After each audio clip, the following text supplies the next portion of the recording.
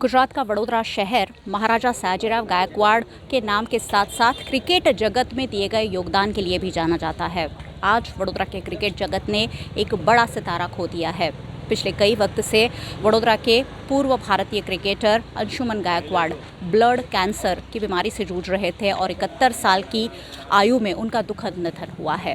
हाल ही में अंशुमन गायकवाड़ काफ़ी चर्चा में आए थे क्योंकि कई बड़े पूर्व भारतीय क्रिकेटरों ने उनके लिए बीसीसीआई से गुहार लगाई थी, अपना पेंशन तक उनके इलाज के लिए खर्च करने तक की तैयारी दिखाई थी और उसके बाद बीसीसीआई ने 1 करोड़ रुपए देने का ऐलान किया था। आज जब अंशुमन गायकवाड़ को वडोदरा आखिरी विदाई दे रहा है, तब उनके साथी, उनके समर्थक, उनके रिश्तेदार उनके आखिरी दर्शन के लिए उनके निवास स्थान पर पहुंचे हुए हैं। भारत के क्रिकेटर और टीम इंडिया के पूर्व कोच अंशुमन गायकवाड़ का गुजरात के वडोदरा में दुखद निधन हो गया है। 71 साल के गायकवाड़ लंबे समय से ब्लड कैंसर से जूझ रहे थे। अंशुमन गायकवाड़ की हालत देख विश्व विजेता कप्तान कपिल देव भी मदद के लिए आगे आए थे। उन्होंने दूसरों से भी मदद की अपील की थी। इसके बाद भारतीय क्रिकेट बोर्ड ने अंशुमन गायकवाड़ के इलाज के लिए 1 करोड़ रुपए देने का ऐलान किया था। उनका इलाज इंग्लैंड के अस्पताल में चल रहा था। अंशुमन गायकवाड़ ने भारत के लिए 1974 में डेब्यू किया था। उन्होंने भारत के लिए 40 टेस्ट और 15 वनडे मैच खेले। 1970 के दशक में गायकवाड़ और सुनील गावस्कर की जोड़ी हिट थी।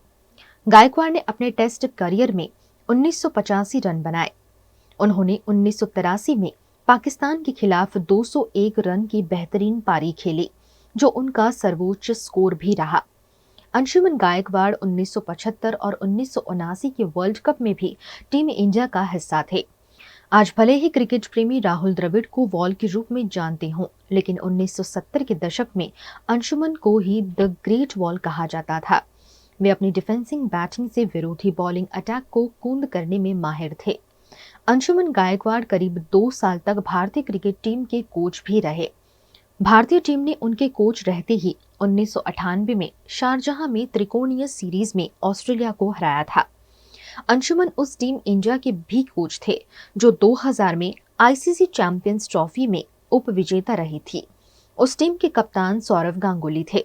उनके निधन की खबर से भारतीय क्रिकेट जगत में शोक की लहर है। वडोदरा के निजी अस्पताल में निधन के बाद आज उन्हें अंतिम विदाई दी गई। वडोदरा ने आज एक उभरता क्रिकेट सितारा खो दिया है, जिनके अंतिम विदाई में आज बहुत सारे लोग वडोदरा के अग्रणी उमड़ रहे हैं। काशी मुनिया वडोदरा के अग्रणी हमारे साथ है। सर, आज वडोदरा के क्रिकेट जगत ने एक बड़ा सितारा खो दिया है, क्या कहेंगे? एक बहुत दुख वक्त है आज के दिन, लेकिन एक ऐसा अंशुमन भाई ऐसा काम कर रहे थे और ऐसा एक आदमी था कि उनकी क्रिकेट के फील्ड पे और बाहर भी, वो जब जीएसएफसी में भी थे, एमएस यूनिवर्सिटी में भी थे और हमारे बड़ौदा क्रिकेट का सेक्रेटरी भी रह चुके थे। और उन्होंने जो काम किया था उस काम को कंपेयर करना किसी से बहुत डिफ़िकल्ट काम है एक्चुअली। और आज अपने लिए एक बहुत बड़ा लॉस हिंदुस्तान के लिए, हिंदुस्तान क्रिकेट के लिए, क्योंकि अभी भी लास्ट में भी ही वॉज एन क्रिकेटिंग, जो क्रिकेट एसोसिएशन है क्रिकेटर्स के लिए, उसमें भी he was representing all over India cricketers को बीसीसीआई में रिप्रेजेंट करते थे एक्चुअली। सर, आखिरी बार कब मुलाकात हुई थी और उस वक्त क्या बात हुई थी?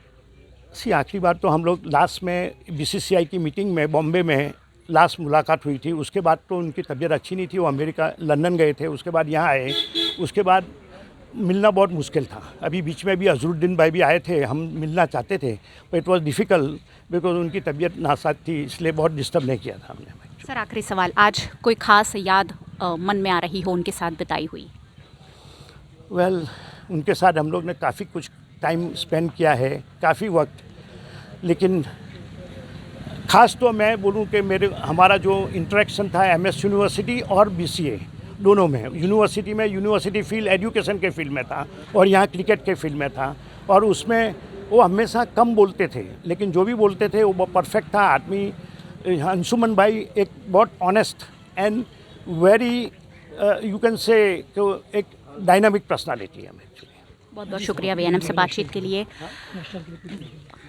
बीसीए के पदाधिकारी काशी मुनिया, जिन्होंने काफ़ी वक्त बिताया अंशुमन गायकवाड़ के साथ, और उनका कहना था कि ना सिर्फ क्रिकेट के लिए उन्होंने एमएस यूनिवर्सिटी में अच्छी शिक्षा के लिए भी काफ़ी काम किया और आज इसीलिए नम आंखों के साथ उनके साथ ही उन्हें विदा कर रहे हैं।